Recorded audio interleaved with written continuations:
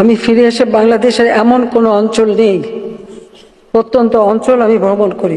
দেশে এলাকার মানুষ যে দেশে বঙ্গবন্ধুর আমলে আমরা প্রবৃদ্ধি 9 ভাগ পর্যন্ত অর্জন করেছিলাম, মাথাপিছু আয় মাত্র 54 মার্কিন ডলার থেকে 277 মার্কিন ডলার উন্নীত করেছিলাম, সেই দেশ আবার পিছনে পড়েছিল। হাহাকার, দুর্ভিক্ষ প্রতিনিয়ত দেখেছি। পরে যখন 21 বছর পর সরকার এসেছি, দিয়ে চেষ্টা করেছি বাংলাদেশের মানুষের ভাগ্য পরিবর্তন করতে।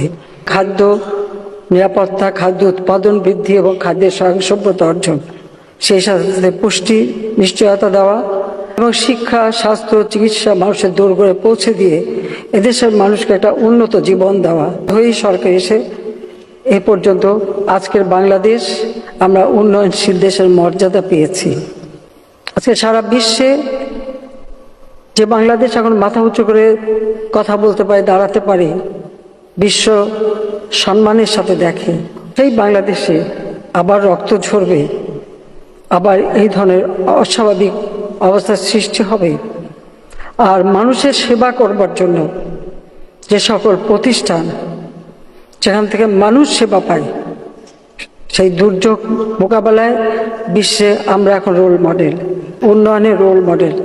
প্রতিটি প্রতিষ্ঠান অগ্নিসংযোগ, আর সেই সাথে সাথে মানুষের জীবন নেওয়া, বিভিন্ন শ্রেণী পেশার, আইন শৃঙ্খলা রক্ষাকারী সংস্থা থেকে শুরু করে ছোট শিশুটি, কেন এই রক্ত ছড়া? আজকে যাদের আমরা হারিয়েছি, আমি তাদের আত্মার মাগফিরাত কামনা করি। আর যারা আপনজন হারিয়েছে তাদের প্রতি আমার সহমর্মিতা জানাই, কারণ আমি নিজে দেখেছি। এখনো কালকে একটা ছোট শিশুকে পর্যন্ত দেখলাম, এটা অত্যন্ত কষ্টকর।